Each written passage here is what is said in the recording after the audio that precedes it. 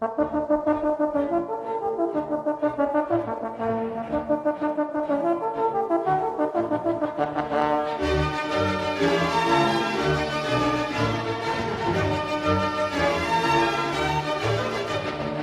everyone, my guest today is Bob Martin.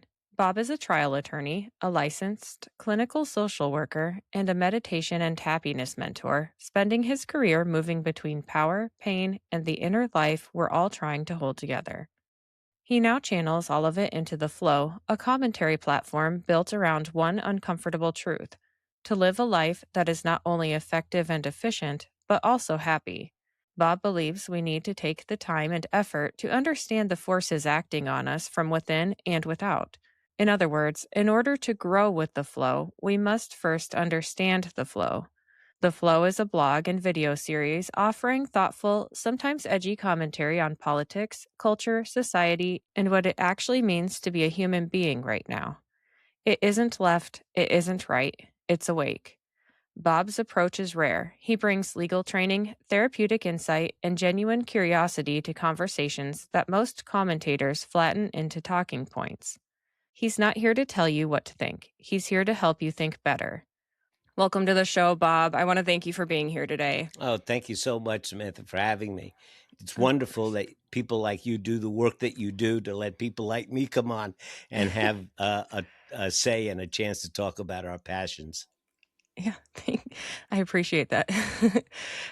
Would you be able to tell the audience a little bit about yourself and what you're working on? Yeah. I am. I guess I'm on my fourth retirement. Nice. Oh, so there's that. But I Yeah. was a trial lawyer for 40 Okay. years, and in case you just want to put that into some kind of temporal perspective, I graduated law school in 1977. So it just gives you an idea of like the time frame that we're talking about. Okay. So my So sister was 1 year old. most of us, Sounds most good. of my students weren't even thoughts Yeah. when I graduated high school. But those were the days of the cocaine cowboy days. Those were the days of Scarface and all of that Yeah. craziness. And Janet Reno, who was the AG under Clinton administration, she was the Okay. DA of Miami at that time, and she Oh, was my boss. So that's I cool. worked for her for several years, and we hit the mob up for a lot of money. And then I left Yeah. the office, and then they came and they said I was pretty good, so they wanted to hire me. So I spent a lot of years working on that side of the fence. Mhm. Um, and Along the lines, I had some personal issues. I was hanging out with my friends and coming home at 3 o'clock in the morning and leaving at 6 and not paying attention to my family and seeing a therapist. And So there were some life changing events that occurred there, and I kind of got into things like meditation and social work and holistic approaches towards Mhm. health. And uh, I ran into a little problem with my mob boss friend, so I moved to North Yeah. Carolina, um, and I worked there pretty much pro bono, working, Okay. on behalf of indigent folks and the like. And In 2015, I retired, and then Elon University picked me up, and so now I teach law, and I also teach meditation and well-being over there. So it kind of um, it kind of helps me have an understanding not only of maybe why criminals do what they do, but Yeah. like why criminals do what they do. Yeah. Right. um so yeah, I mean you kind of told us how you turned to meditation. How does that and it helps you understand criminals. Would you be able to tell us a little bit more about that? Well, it helps me to understand people generally Okay. because it helps me understand myself. Yeah. Samantha, I figure that your brain and what goes on inside of your thinking is pretty much the same as mine. Now, I'm not saying the database is the same. Our opinions Right. might be different, but we speak the same language and we recognize the same facial expressions. So there's a Mhm. lot of commonality between, how things work inside of me and how things work inside of you. If I say anger, we both recognize what that means and the like. Right. So the more familiar I get with my own feelings and how to regulate my own feelings and my own thinking and be able to put those things in perspective, I'm a little bit more able to recognize what's going on with the people I deal with, Mhm. be a little bit more sensitive to what's going on within them. And Yeah. and if I'm awake and aware and I see that something I'm saying is beginning to become annoying or angering or something, I have the opportunity to notice that and regulate myself, and avoid conflicts when they're not necessary, or maybe even find a better way of saying something that maps on better for the other person.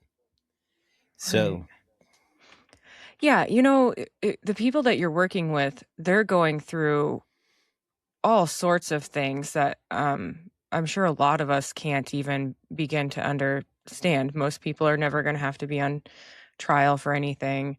Um, I can't imagine the anxiety, the worry, like, if you're innocent, there's gonna be oh, all these, different feelings, that you're experiencing versus if you're guilty and, just a wide range of emotions, I'm sure. Oh yeah, terrible.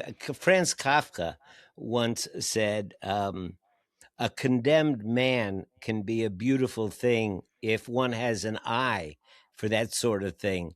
And I think he was saying is that when human beings are pushed to the edge of existence, Mhm. there is a certain heroism about it that we can still handle it, some of us more skillfully than others, of course, but yeah, I don't regret a single day of 40 years as a trial lawyer. And it's one of those very unusual professions where you literally stand up, and I mean that literally. You literally get up out of your Yeah. chair and you stand up on behalf of somebody else. You Yeah. stand for somebody, or if it's an issue, if Mhm. it's a virtue or a philosophy or something that's worth advocating for, you literally stand up for that thing. And Right.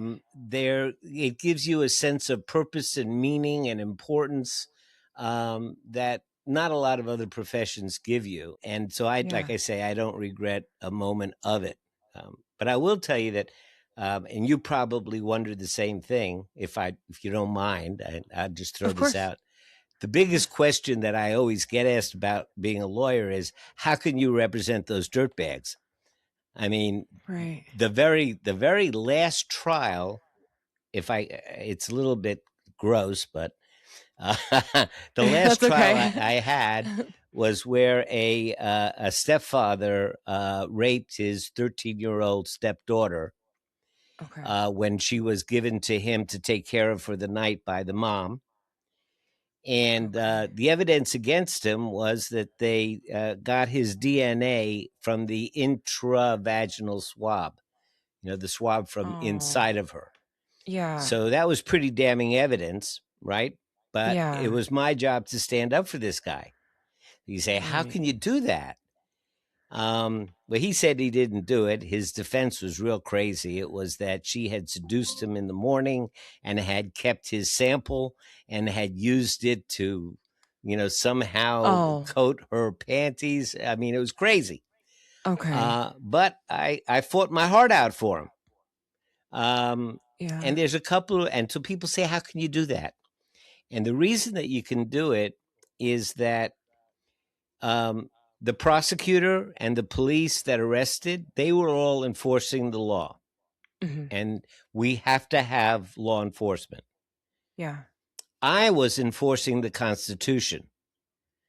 I was just Yeah. ensuring that if they take my guy to jail for the rest of his life, They're going to dot their I's. They're going to cross their T's. They're not going to make any mistakes. They're not going to take any shortcuts, because when that Mhm. happens, innocent people get convicted.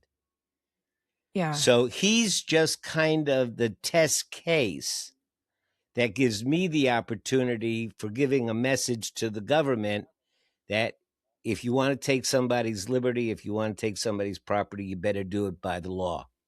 Otherwise, you're Right. going to have to answer to me. Right. And so that gives me the ability to stand for something, Yeah. even though I was happy as heck when they took him away. Right. You know, I always wonder that if I were, in a different life, if I were a lawyer, a trial lawyer, would I purposely tank a case because I knew they were guilty? Were you don't have to answer this, but were Yeah. you ever tempted to tank a case because you knew somebody was guilty? And then throw him under the bus? Yeah, or just like not do a very good job representing him, I No, guess. because if I did that, I would be letting down all of the innocent people that might get Yeah. accused. I'd be that happens down in East North Carolina, down in the good old boy parts of the South, Uh-huh. where the prosecutor and the defense attorney, they know each other and they all have a good nice beer after work, and you ain't Right. really going to defend that guy, are you? I said, well, I'll give him a good show.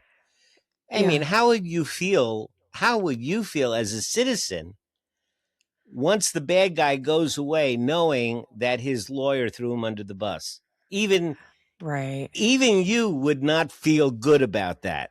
We want Right. to know that if we're going to punish somebody, he got every possible chance, he got every right, and it's still there he goes for the rest of his life. Good. Yeah. And good Yeah. riddance. We want to be fair, we want to be just, we want to enforce the law, but we also want to make sure that our rights are enforced. Right. And I mean, that's just the perfect way to think about it. I've never even thought about it that way, is that Mm-hmm.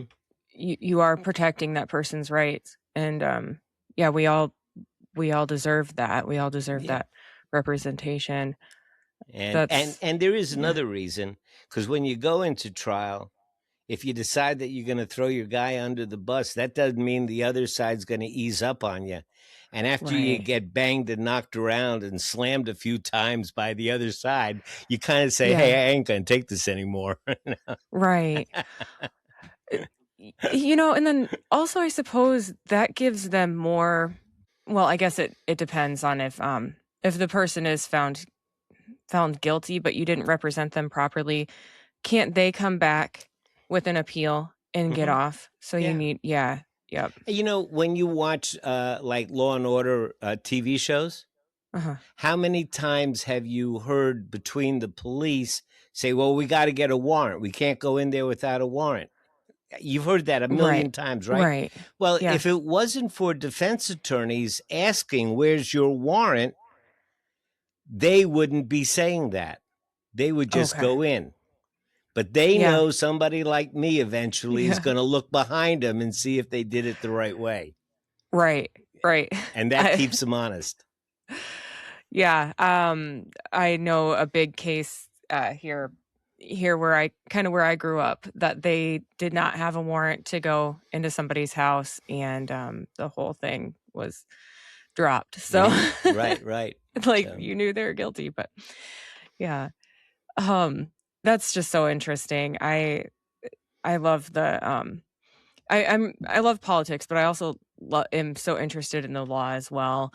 And for politics, for me, I'm always like, okay, this is almost a game, but the law is so intertwined that it's like, well, if there's a loophole that the law allows, mm-hmm. you got to take it, Yeah. Yeah. for your team. And maybe that's not the best way to, I guess, look at our country and how it's running, but I mean, Mm-hmm. how else are you going to do it? And then if the loophole gets to be abusive somewhere along the line, somebody's going to say, we got to close this loophole. And Mhm. in 1776, a bunch of guys wrote this thing and they said all Mhm. men, and by the way, they didn't include women in that. Y'all hadn't become citizens yet. Right. But they said all Jeez. men are created equal, and they owned enslaved people. And they wrote Right. that. Right. And a lot of people talk about the hypocrisy of that. And I Yeah. say that's not helpful to think of it that way. I think the way to think of it is they set an aspiration, they set a goal, they Hmm. set something that was true to their hearts, but the reality didn't match it. The reality didn't come up to it. And I Right. think that the story of America is that aspiration, that, as Bush said, that village on the top of the hill, that goal that Right. we say we want this to define who we are. And yet we're down here and we're trying and we're failing and we make a couple of steps forward and we take a step back. But Yeah. that's the story of America. And what Yeah. I get worried about today is that what we used to say was who we are as Americans. We're the people that did the Marshall Plan. We sent Uh-huh. billions of dollars to Europe to rebuild the countries of our enemies. Think about that. We Right. didn't conquest them, we didn't take them, we didn't rule them. We gave them money to rebuild. The Yeah. Berlin airlift, 200,000 flights just to feed people. World War II, our boys went across the ocean for a fight that wasn't even really theirs. I mean, that's who Right. we are as Americans.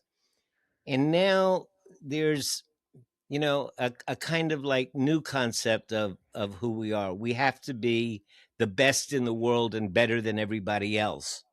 Hmm. And when we lose sight of that beautiful house up on the hill. That's when I worry about the country. Right. So, yeah, since we're kind of talking about Mm-hmm. today, how does going with the flow, like, what does that actually mean in today's world? Ah, that's a great question.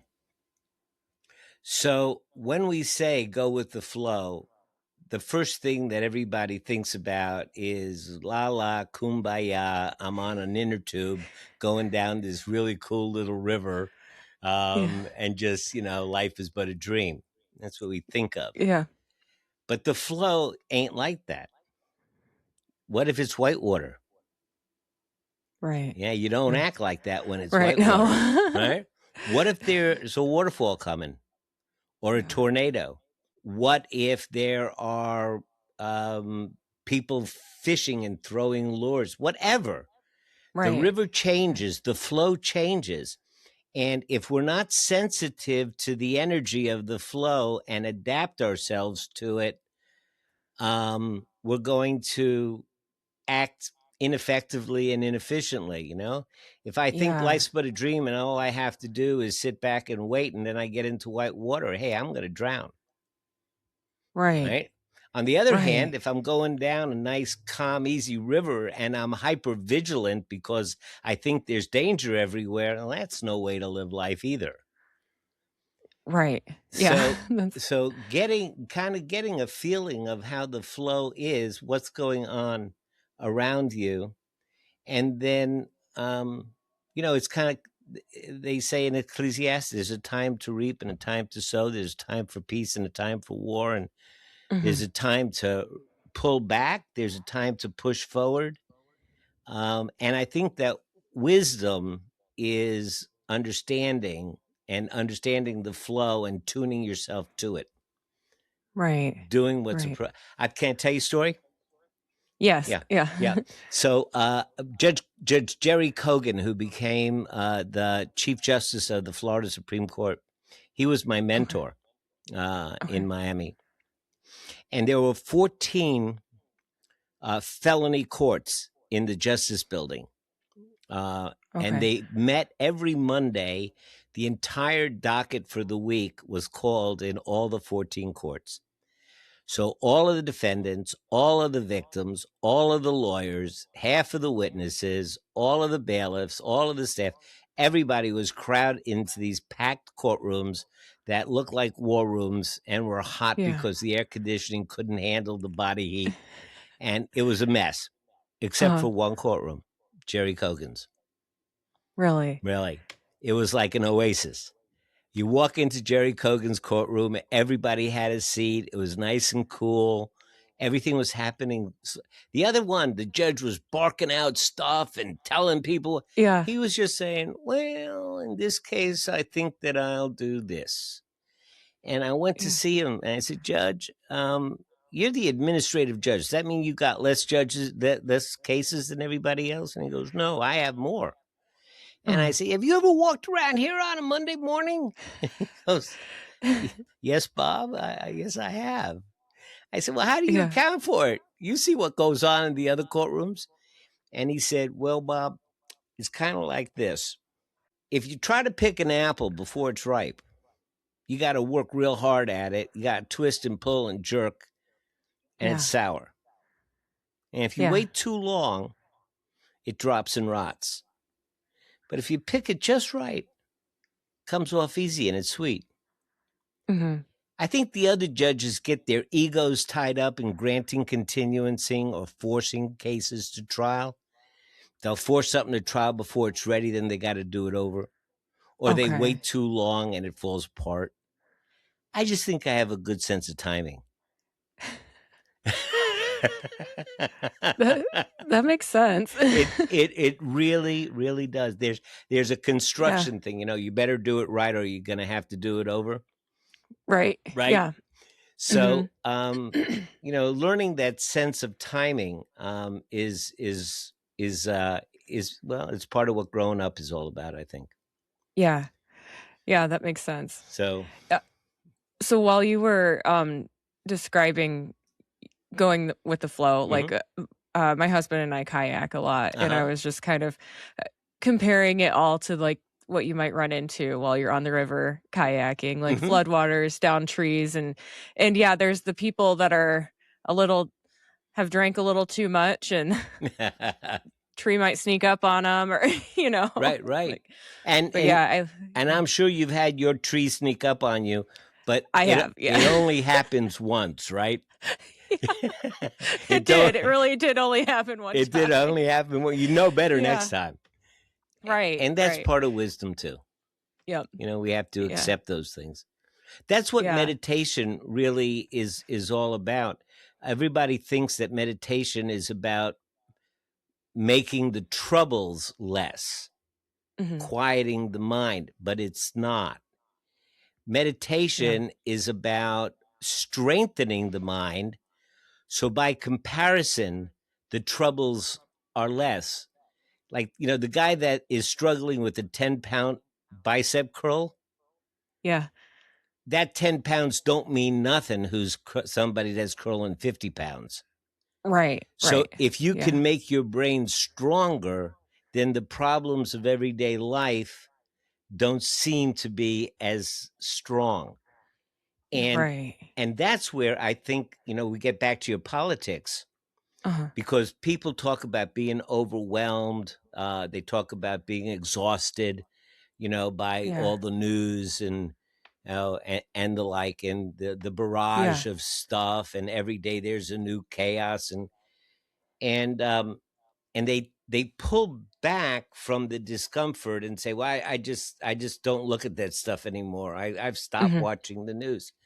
Well, what happens? Well, if you don't use it, you lose it, and your Right. brain gets weaker in those neural synapses. They start Mhm. to break apart. They really do. Literally, they do. Yeah. Then when you go back to it, it seems overwhelming. Right. But if you stay engaged and maybe, just like going to the gym, take on a little bit more, take on a little bit more, go volunteer, go work for somebody, do something where you're engaged, you're strengthening those mental muscles. Then all of a sudden you can handle stuff, Right. you know? Yeah. Sometimes I wonder if I add a little bit too much on every day to where I'm like, "Okay, at some point, this is gonna be impossible to keep up with." Yeah, right. But I like to stay busy and stuff like that though, and Mm-hmm. stay engaged. I think if I didn't have enough going on, it'd be too much, but, um Well, look at what you do. You get yourself up, and you don't know who you're going to meet and how the conversation's going to go, and it's all a mystery. And it yeah. could be, you could get a real jerk on here, or somebody that's boring, or somebody that doesn't say anything. You got to try to pull teeth to get something out of them, and you never Yeah, know. And right. yet you get up and you walk out on the field. Yeah. You go out and you're on the field, and that's what makes you strong. Yeah, I appreciate that. So, yeah, it is hard to predict, yeah. My full-time job, I don't really work with people unless there's an emergency, and so, that's kind of fun too. It also unpredictable where people c calling in with main breaks and having to respond to that, so that's kind of fun. But, so what are you doing now with your 4th retirement? Well, I like I say, I teach. Uh-huh. I teach law uh, to undergraduates, not in law school. I teach business law, and it's under these political situations, it's it's real hard, Yeah, because there are a group of people who accuse university professors of being elitist snobs and right. left-leaning liberal woke people. And it's just I mean, I may be between you and me and your audience, I may be that. I actually may be that, but not in the classroom. I mean, Right, we have enough sense to realize that that's not our place to right. take a position. On the other hand, it's not our place to evade what's so.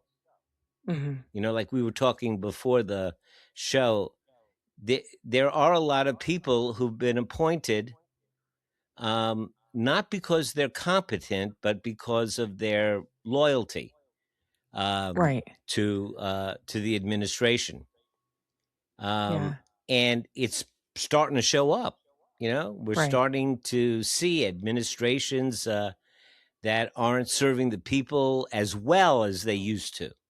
Mhm. And like I say, I mentioned that I just came back from a meeting in Strasbourg, France, of U.S. aid liaisons. Uh-huh. And, when the administration came in, Elon Musk came in with people. Now, I'm not going to talk about policy or, right, left, but the fact is that these people were not experienced in administrative work. And they Mhm. just went in and said, we're going to reduce the size of government. And they did willy nilly, without wisdom. And Yeah, a lot of agencies that provided services were hurt. And one of those were USAID. And right. I could tell you the story about Susan Kunyaba, who lived in Nigeria, a 5-year-old girl who was suffering from malaria. And Right. the medicine that she needed had been paid for by the American taxpayers. It had been Yeah. shipped to Nigeria, paid for by the American taxpayers. It was housed in a warehouse 7 miles from where she was in bed. And Okay. U.S. aid fell apart overnight, and they could not find somebody to deliver the medicine to her. And this 5-year-old girl died. Oh. Um, Yeah. a 5-year-old girl who likes party dresses, who had a mother and father that loved her. Yeah. And that's just one of, so many stories, that we always have to remember that policies sound intellectual, but Right. they really take place on the ground. Right.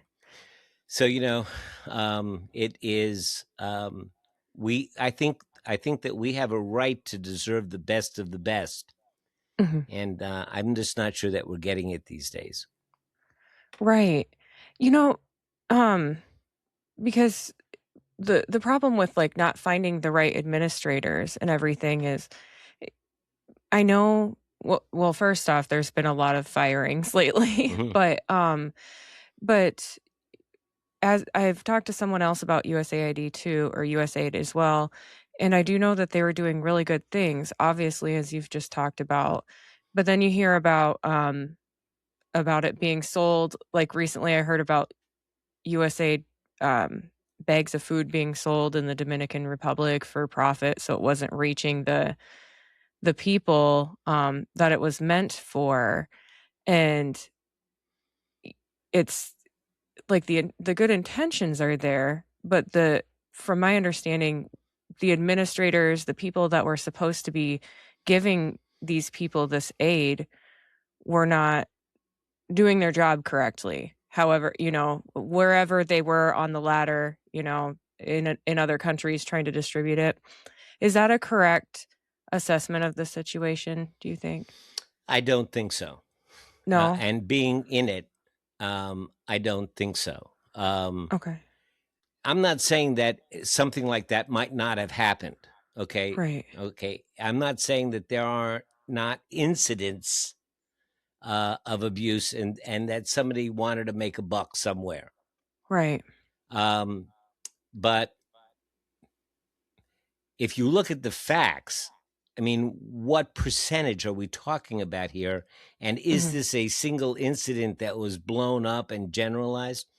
For example, a lot of people, U.S. aid was closed down, was shut down on the basis of the fact that it didn't coincide with American values, and that we need to assess and we need to use that money for the suffering that's here at home. Was Right. the basic general overall rationale that Uh-huh. why are we helping starving people in Nigeria when we could be helping starving people in Appalachia? Right. And that was the basic thing. But when you look at the fact that the entire budget for U.S. aid was not 1% of the great national profit, it was 0.03, one Mhm. third of 1% of our gross national product. It comes down to about $92 to $105 per person. And Okay. we're saving 92 million lives. And since it stopped, Right. we've lost 760,000 people that have died that might not have died. Now, Samantha, let me ask you, would you give $100 to save 92 million people? Of course. Of Yeah. course. So when Yeah. you get down to the actual figures and the actual, the facts, Yeah. the policy and not only that, and here's the scary part of it. So we use this money to Mhm. build clinics, to ship medicine, to buy mosquito nets, and do all of these things. Maybe there was a little abuse, but not a. If you want to go and steal money, you're not going to join an organization like USAID to find a way to Right. steal money. You're just not. You're going to Yeah. find. There's a million other. You're going to join the Federal Communications Commission. Mhm. I mean, there's a lot of other ways. Banking commissions, a lot of other ways to make money. Sorry to interrupt. I just wanted to tell you about my sponsors real quick. Sometimes I get on a roll cleaning or gardening, and I need a boost but don't have time for a meal. Big Fork Brand's pork jerky is the perfect choice to keep my momentum, offering high-protein snacks for on-the-go energy boosts. Not only do they offer pork jerky, but they also make pork sticks, bacon sausage, bacon hot dogs, and burger and hot dog sauces. Products come in a variety of delicious flavors, including Thai green curry and maple and brown sugar for the meat options, and gangster and Chicago fire for the sauces. I personally think the original flavor of the pork jerky hits just right after tackling a big chore. It's a little salty and very flavorful. My discount code gives you 20% off your entire order, and it's currently the best deal available. Just visit bigforkbrands.com and enter in my promo code JADE, that's JADE, at checkout. Are you looking for a gift for a music lover, or maybe some apparel to show off your quirky side?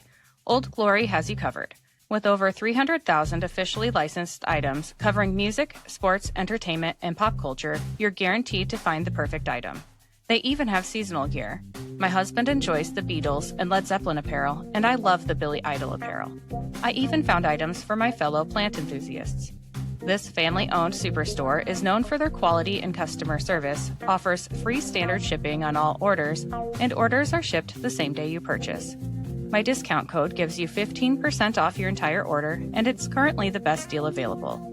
Just visit oldglory.com and enter in my promo code JADE, that's JADE, at checkout. Looking for a game-changing way to improve your health? Zevo Life is the world's most nutrient-dense whole plant, packed with over 50% plant protein, essential amino acids, fiber, and antioxidants. Harnessing the best nature has to offer, Zevo Life nourishes your body while driving your performance, vitality, and overall well-being. Each serving is a concentrated source of clean, well-balanced nutrition designed to support modern lifestyles, and just 1 teaspoon a day supports your gut, boosts energy, and promotes healthier skin and hair. It's no wonder that it's receiving rave 5-star reviews. Step into a healthier future with a 30% discount and a 30-day risk-free guarantee by visiting zivo.life and using my promo code. To support my show and to receive 30% off your entire order, enter in my promo code JADE, that's JADE, at checkout. So here's the problem. Right now, as we're talking, we built a clinic. Let's point to this one particular clinic in Nigeria, right? And in that clinic, what were we giving? We were giving pre and post natal care, which ought to be very satisfying to all the pro-lifers. I mean, we're helping people give birth to healthy babies. We're provide a PEPFAR, which was started by George Jr., put $15 billion into AIDS and HIV prevention, saved millions of lives. So we built this clinic. Now we pull out of the clinic. Do you think that clinic is going to stay uninhabited? Mm-mm. You know who's going to move in? The Chinese. The Chinese will go and they will put the Chinese flag on it. And now instead of giving somebody a box of food with a U.S. aid from the American people logo on it, it's going to have a Chinese logo. We used to be the good guys. Right. They didn't become the good guys. They're just filling the gap that we abandoned. Yeah. So how can you say it's not in our interest in terms of soft power? I met a lady in France. I was just over, like I say, I was in Europe, right out of Strasbourg. When she found 80 years old, when she found out I was American, her eyes just lit up. She was so excited to meet an American. She comes from a small village of a couple of hundred people. It has a church that is older than our country in it, you know? Oh, geez. Yeah. And she sat down on the bench and she wanted to tell me the story of Jimbo. Jimbo was an American soldier. And as they approached, they pushed the Nazis out of her town. And the Americans came in, and she was 8 years old at the time. And Jimbo came over and sat down with her and pulled a pack out of his pocket and gave her a stick of chewing gum. She never had chewing gum before. Wow. And she put it in her mouth. And for a moment, all of her horrors and all of the World War, everything went away. It was a moment of a miracle.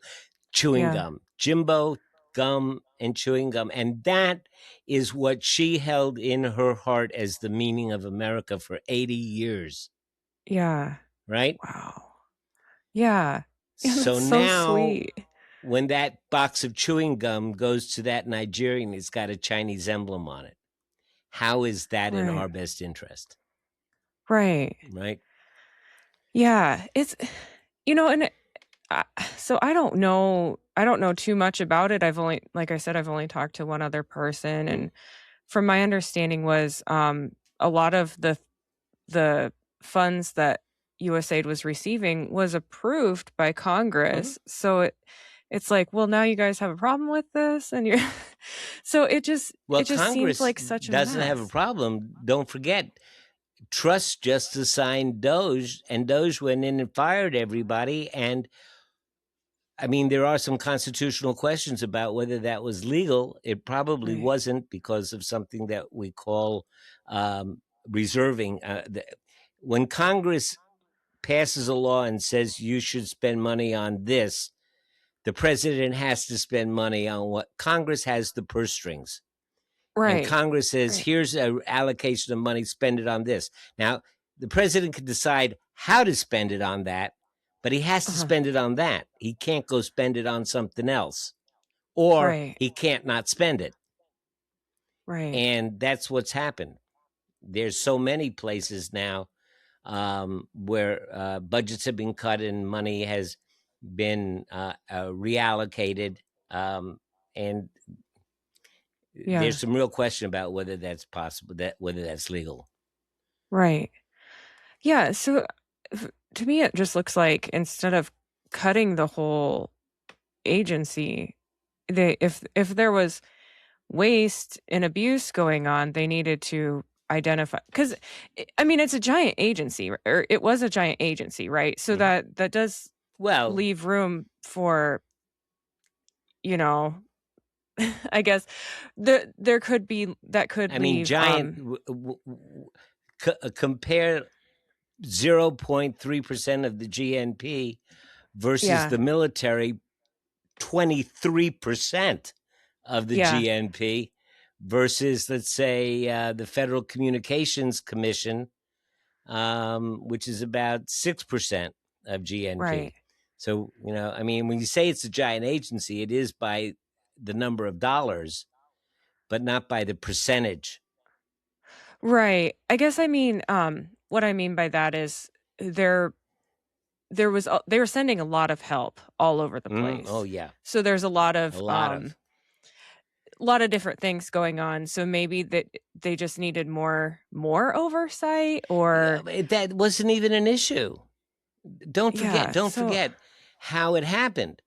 Trump came uh, into office and he brought Elon Musk in and he said, go get this. There wasn't any numbers. There wasn't any investigation. There wasn't any searching right, out. He just went in and fired everybody. And right, and only because it was a bunch of 22-year-old kids who were doing it. I mean, right, it wasn't, you can't say it was about fraud, waste, and abuse when you're not even questioning the fraud, waste, right, and abuse. right. Yeah, that's It that. that Yes, it that's becomes kind of how I'm. it becomes an excuse or a motto. It gives us a Right. reason to be able to go in and destroy something. You know, Right, yeah, so they made USAID look the entire entity look like it was wasteful when really they probably just blew out of proportion very small yeah. pieces of it, and And don't forget, like fraud, waste, and abuse. That has been a motto. It's been a,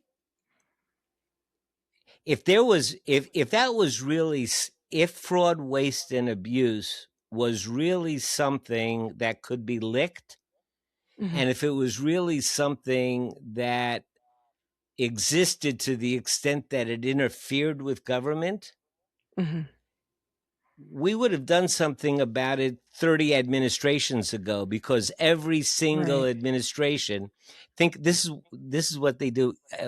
They they they want to spend this much, but they know they uh-huh, only have this much. So they create a budget where we're going to be able to have everything we want. And the yeah, way that we're going to do it is by eliminating fraud, waste, and abuse. And that has been what every Republican, Democratic, everybody, every single administration, since the beginning of last century has always yeah, said it. And if it was true, they would have done it. right. you know, Yeah. it's a scam. That whole fraud, waste, and abuse thing is a scam because either it's not true or it is true and they can't lick it because Right. they have never been able to lick it. The next Right. administration always says the same thing: fraud, waste, and abuse. Fraud, and it's just a trick to get them to, they want to give money to the people who are disabled, and they want Mhm. to give a tax break to the job creators, and they want to give this to these people, and they want to give that to that people, and they can't do it. I mean, at Yeah. some point, I think, it's like in your household. Um, you're already figuring out like what your shopping list for the week is going to be because you planned out every single meal and 9 Mhm. of them are spaghetti, right? Yeah. And yet you still have more expenses than you have income. So you say, well, we're going to cut the grocery bill. Mhm. Yeah, that's kinda not You the know right pill to cut. yeah, no, what But we have to, I think that we just have to start to be. I guess the problem is that we have so many different factors and factions of Mhm. folks who want what they want, and the government is trying to distribute limited resources, Right. and the politics, works into it. And the Republicans are going to want to distribute to the job creators, and the Democrats are going to want to distribute to the entitlements, Mhm. and that's where their bases are, and Yeah. they're going to want to do that, but they don't have enough tax. And and then one side says, "Well, we're going to reduce the taxes, and by reducing the taxes, we're going to make more money because there'll be more people making more money, and then they'll pay more tax eventually, even though it's at a lower rate because they're making more money." Is Right. is Yeah. is one side. The other side is, well, we're going to give more tax breaks to these folks so they'll buy more, but they're already not buying enough to make a difference. I don't know. It's Yeah. it's complicated stuff. Yeah. Yeah. Yeah. So, this is actually perfect. Like, we just kinda tried to get into the nitty-gritty of stuff. hmm How do ordinary people protect their thinking in an era of information overload? That's a great question. Well, the one thing is not to silo yourself. I mean, Yeah. most of the I find, and again, I'm a confessed Democrat. Okay. Okay. And so I will have conversations with, folks that are on the Republican side or leaning right, independents. Mhm. And I've come to the conclusion that I have to do a triage like they do in the hospital. Uh-huh. There are some folks that are just 24 hours Fox News. And Right. if we were trying to negotiate for the sale of the Brooklyn Bridge, I would be in position that it's worth this much, and their position would be that there is no such thing as a Brooklyn Bridge. And it's like we live on two different worlds with two different set of Yeah. facts, and there's Yeah. no discussing.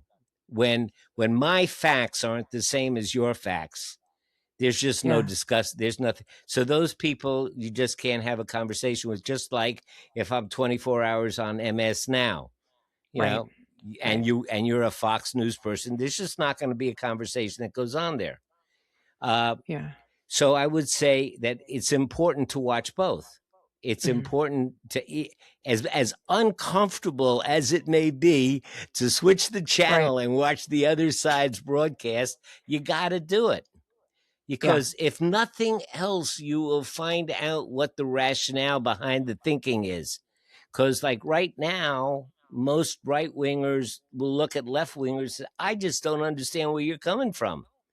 And it's the Right. same for the right wingers. I can't understand, the left wingers are, the right wingers are looking at it and they say, do you really think it's right that a person Right. that was a man competes in women's sports? You really Right. think that that's okay? The guy's got bigger bones, bigger muscles, and now because he calls himself a woman, he's a fair competition. Why do they always win? So there. The other side Right. saying, how can you be putting forward policies that you know are going to hurt your grandkids? Right. Right. you know, Yeah. and the like. And so we don't understand each other. So at the Yeah. very least, we'll begin to get an idea of what the rationale is. That's one thing. Right.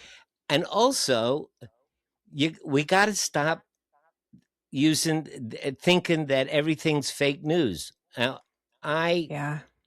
we have a journalism school here at Elon University, and I Mhm. know a lot of the journalism teachers. And let me tell you, contrary to popular opinion, journalists are amazing human beings. People that Yeah. really take journalism seriously. Right. They're amazing human beings, and they're usually among the most ethical folks I know.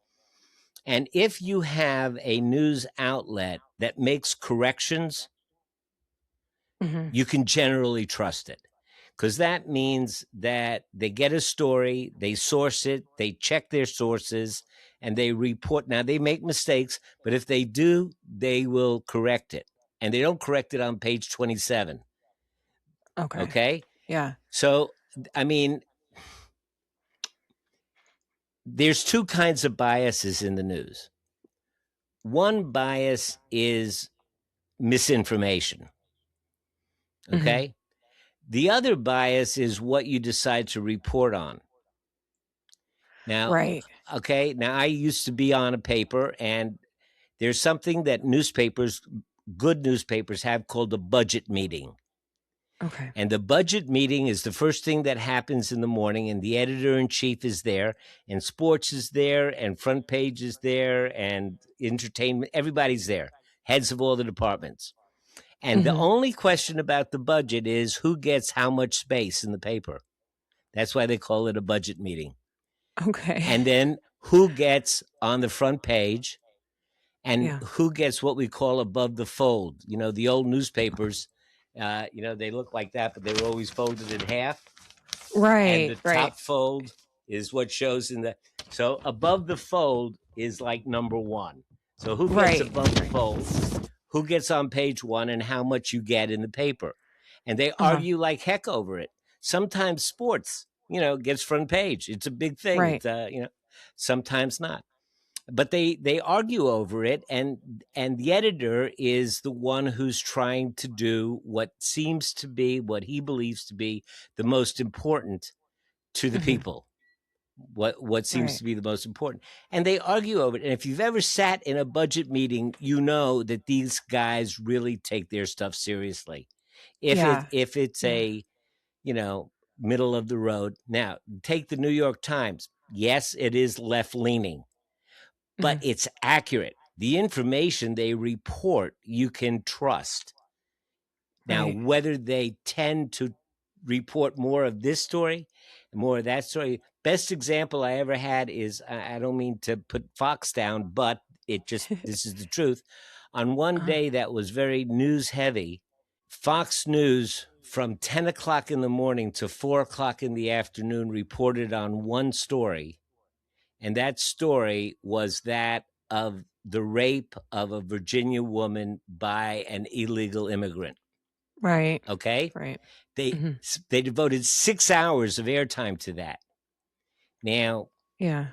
you have to look at that and say, what's going on there? What is that Right. editorial decision? You know? Right. So it's the media is the fourth arm of government. It, like lawyers, its job is to run herd on Mhm. the excesses of government. And if we throw the baby out with the bathwater, we're basically giving government a license to run herd over us. Right. So Right. I think that as and even our founders, said we have created something, but we need to have an informed electorate.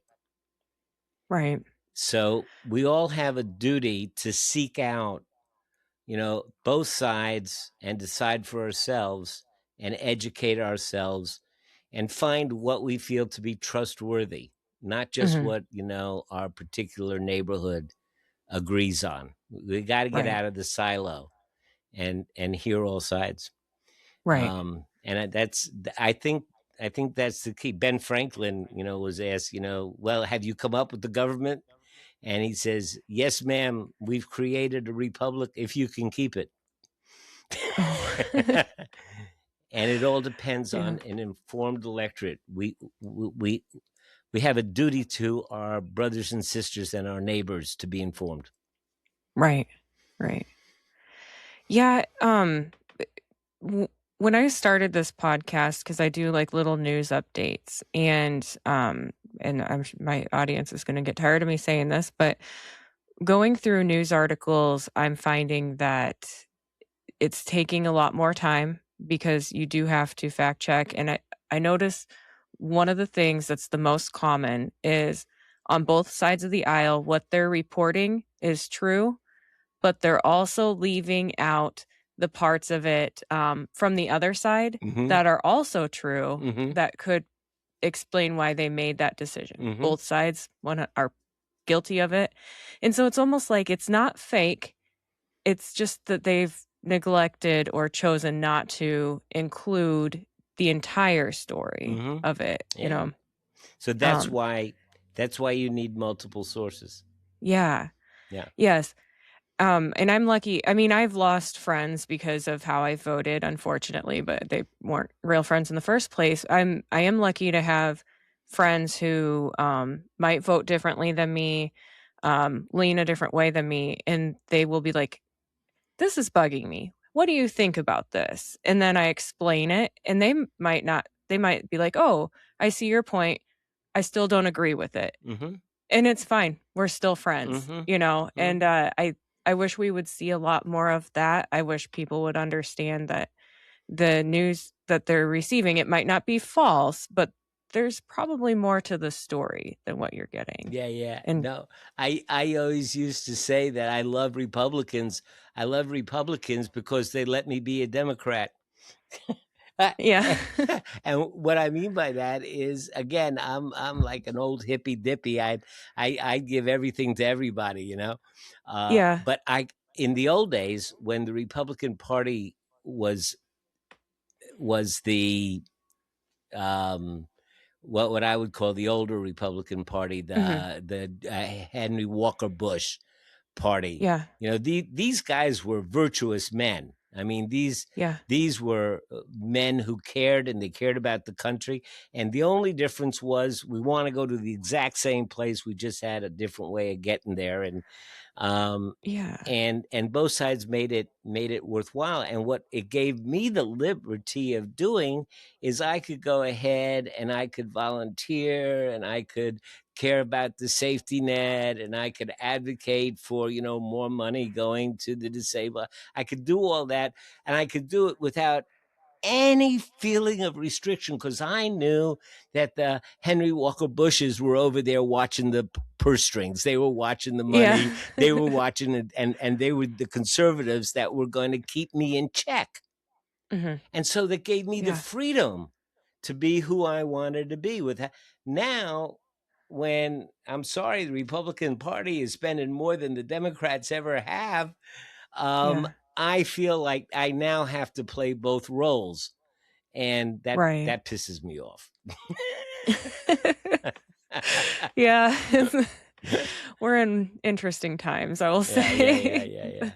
Yeah. We are. So Yeah. we had a lot of good stuff going for a long time. Mhm. I was just in Europe, and the Europes are totally perplexed by America right now. The Europeans are. But one of them Right. said something that gave me a lot of hope. She said, well, I think that American situation right now is just an anomaly. It's just a blip, Okay. and you'll get Yeah. back to being who you are. Yeah. I just hope we can all talk to each other again. Mhm. Like everyone can just start getting along, respecting our differences Well, someday shows like again. yours are doing that. Thank you. Look at this. Look at I'll try. you and me. We spent like a Yep. whole hour, and we I didn't know. have one argument. I know, right? Yeah, we talked about like not going a full hour, and then I look at the time. I'm like, oh, well, there we go. So Yeah. Is there anything else you'd like the audience to know? I would just say that don't pull back. Be engaged for Mhm. your own sake as well as for the sake of your country. You'll be happier. Yeah. You'll be more comfortable. You'll handle things better by staying engaged and then by pulling back. Yeah. I think that's good advice. All right. Where can the audience find you? I'm on a podcast called The Flow. It's on Okay. all their outlets, and I have a Substack blog, Wise and Okay. Happy Life. So I hope to see you there. Yeah. I will find if I don't have the links, which I do have the link to your Substack. I will make sure to include that in the show notes so that they can find you. Thanks. So, all right. Thank you. I really want to thank you for being here today. It was a great time.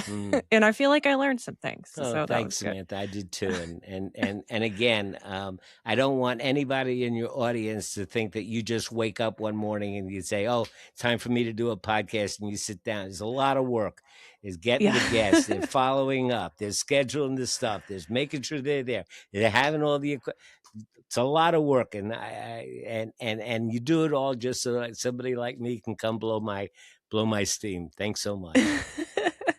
Well, thank you for coming to and blowing your steam. And you're the first person who's pointed out how much work it takes. So, yeah, everyone listen up. It's a lot of work. It's a lot of work.